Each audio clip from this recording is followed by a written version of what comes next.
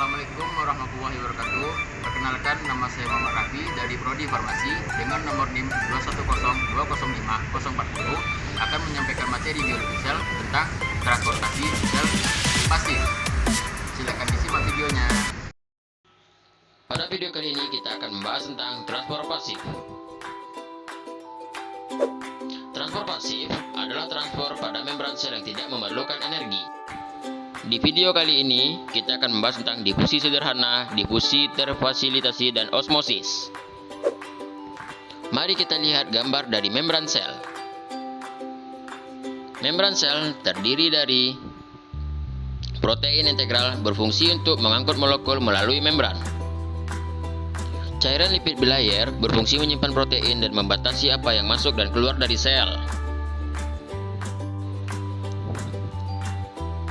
Lipid bilayer adalah cairan. Cairan ini memungkinkan membran untuk bersifat permeabilitas.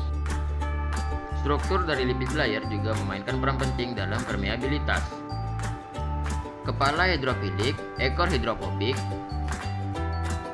Molekul polar atau hidrofilik tidak dapat melewati bagian nonpolar dari lipid bilayer. Sementara molekul nonpolar atau hidrofobik dapat dengan mudah melewati bagian nonpolar dari lipid bilayer. Apa itu difusi?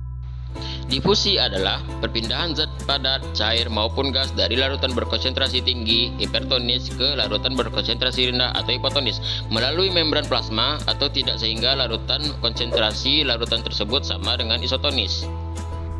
Berikut adalah contoh proses difusi sederhana.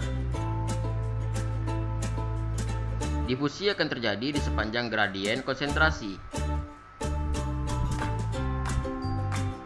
Difusi ini akan berakhir hingga keseimbangan telah terpenuhi.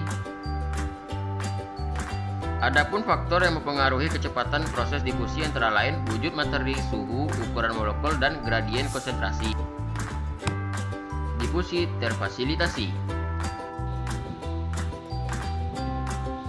Difusi terfasilitasi adalah proses difusi yang memerlukan bantuan protein pembawa atau carrier protein. Mari kita simak gambar berikut. Membran sel, molekul, protein pembawa atau carrier.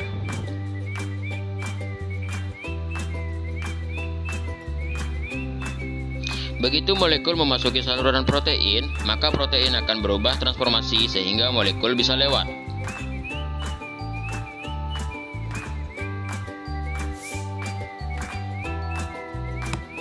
Osmosis. Osmosis adalah perpindahan air atau zat pelarut dari larutan hipotonis ke larutan hipertonis melalui membran semi-permeabel. Osmosis ini hampir sama dengan difusi, tetapi secara khusus mengacu pada molekul air yang melewati membran plasma. Pada contoh ini, molekul air akan melakukan perpindahan dengan osmosis dari luar sel ke dalam sel. Air merupakan molekul polar, tetapi cukup kecil untuk melewati membran sel. Proses ini akan berlanjut sampai keseimbangan akan tercapai. Sekian dari video ini, terima kasih telah menonton.